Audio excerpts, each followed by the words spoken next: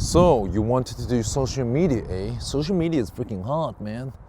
Look, here are some lessons in life as I approach 30. Because 30, for some people, is considered old, right? You could say I'm old or I'm young. 30 is not old, but given another 10 years, I'm 40, then I'm 50, then I'm 60, and it's like, oh shit. I say that it is kind of difficult to do social media, but I don't regret doing it. You get to meet you get to interact with a lot of influencers. You get to talk to a lot of different people across the world. That's always interesting. And yeah, it's just enjoyable. Like on social media, you don't have to pretend to be someone you're not. You can just be yourself, and they call it authenticity, right? Like the more authentic, real you are, people connect with the fact that you're imperfect because everyone else is imperfect too. So that's also what makes it interesting. I say it doesn't matter how popular you are. Popularity is a high school thing. Once you get out of high school, once you get out of university, it doesn't fucking matter how popular you are. No one cares. Like, how popular I was in high school or university doesn't really translate to the workplace. If you're in a corporate job, your manager and boss or whatever, the higher ups don't care how popular you are in school. It's more about how valuable you are to the company, how much value can you bring to the company. And in entrepreneurship, it's how well can you sell. Let's see. Yeah, so being able to sell is a good skill to have. Let's see. Hello. So yeah, social media is hard. I think I was an introvert. I mean, I still am an introvert, but like, you almost have to get used to being in front of the camera, because the more you do it, the more you get used to it. And there is other people on the other end that are watching. It just has to be somewhat valuable. So I'd say, if you want to do social media, just start posting videos. Like, you have to experiment to figure out what people want to watch. Take the risk. Do the business that you wanted to start, because it's going to be harder. It's going to take longer than you think it is. And yeah, like, if it's hard, it is lonely, and other people might not be able to relate to what you're doing, but you're shooting your shot, right? You miss 100% the shots you never take. Just take the shot. It's okay to be different, to not be like everyone else. Because I'm Chinese by ethnicity, but there's not that many people that are, of Asian ethnicity in the Western media, right? You pretty much never see it. It's one thing that kind of annoyed me growing up, because I felt like there should be cooler Asians in mainstream media in the West, but I just never really saw it. Other than like Jackie Chan's probably the most famous one, but I think my goal is not necessarily fame. My goal is probably ideally to build a business that sustains itself, or maybe like something that allows me to obtain financial freedom and to be able to do what I want. So far, I think, because I've done this for 4 or 5 years, I find it pretty difficult. It's not easy. I think I do. Talking in front of the camera, talking live stream, doesn't really make me nervous, because technically there's no one interrupting you. Whereas if you're in front of a live audience, you do have to see their face, right? So it's kind of more different. So you are unique with your interests, your talents and strengths.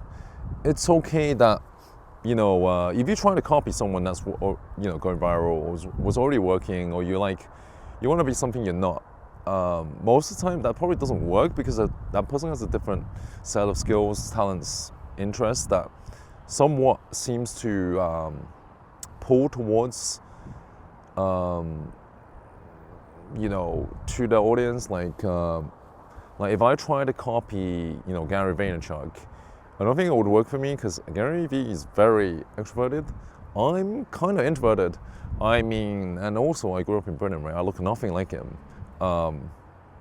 you know, my communication style is going to be different. So they say, just be you, be authentic, be you, because your uniqueness comes out.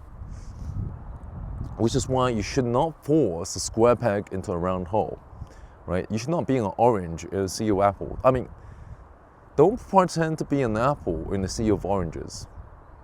No, that does not make sense. Basically, like that I saw like yeah, don't be an orange in a garlic. Don't try to fit an orange into a garlic because it's not gonna work. You're gonna stand out. But standing out in content creation is valuable, right? Like standing out in the world, you know, because people want to hear stories, authentic stories. So I came to UK when I was 7. I've been UK for over 21 years at least 21, 22 years. So that's why I can speak English. But most people, when they look at me, they'll be like, you know, I didn't know I could speak English. They can't tell that I grew up in Britain. They can't tell, you know, that I might be British. It's kind of weird because like I am British by nationality, so technically I am British, but then I'm also Chinese by ethnicity too, so it's like a combination that isn't really that common. But there are people like us that exist, you know. It's okay to not follow the herd. It's okay to do something different that you've been itching or wanting to do, especially if you wanted to do it for a long time. The content creation thing is something that I explored that I didn't really think about when I was 18 or 20, 19, 20. Because I always looked at people that were influencers as well. I kind of could do this. But anyway, I wish I did it sooner because I would have more documentation from when I was in uni.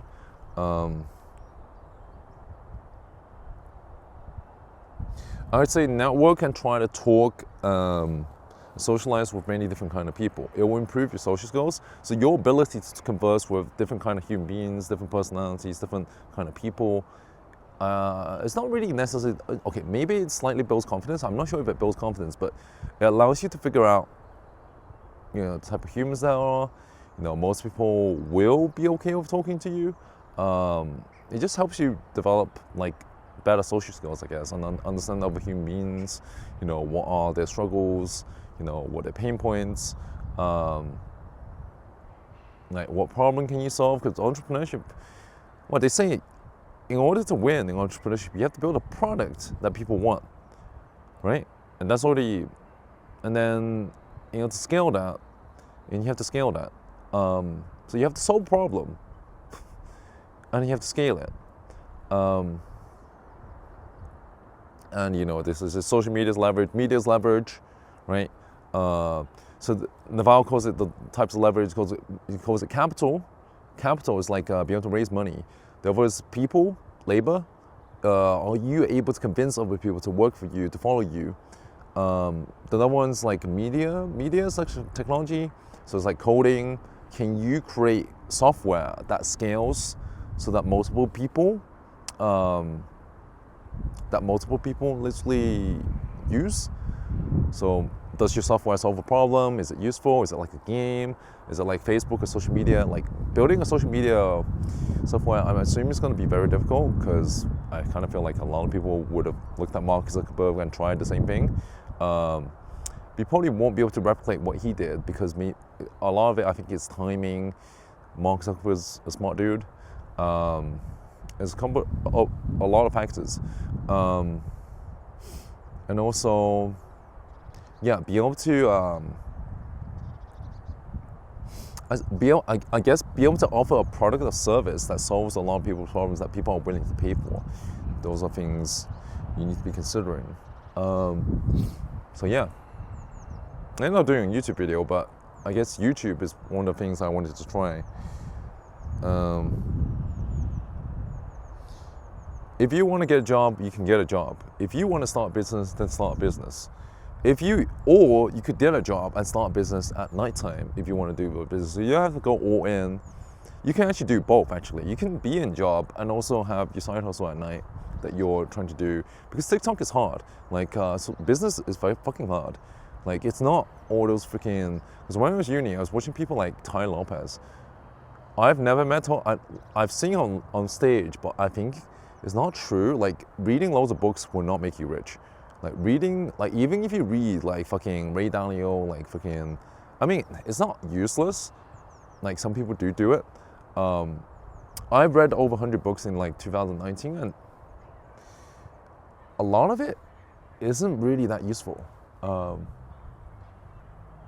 It's not really that helpful towards real life. So I just realized there's a school near me. Anyway, a lot of it isn't that useful towards real life. So yeah. Whatever you're not get, so they say in business, you should triple down on your strengths and punt your weaknesses. That's Gary Vee's quote. But I think, see, it's weird. I don't know how to answer this. Should you work on your weaknesses to improve them? It really depends on what your weaknesses are, right? If you're like trying to get better at dating, right? The best way to get better at dating is actually to date more people. I wish I knew this sooner. Because I got given poor advice when I was in my early 20s. Like, someone told me to like, he basically told me to not hit on girls because it makes you look like a player. That's not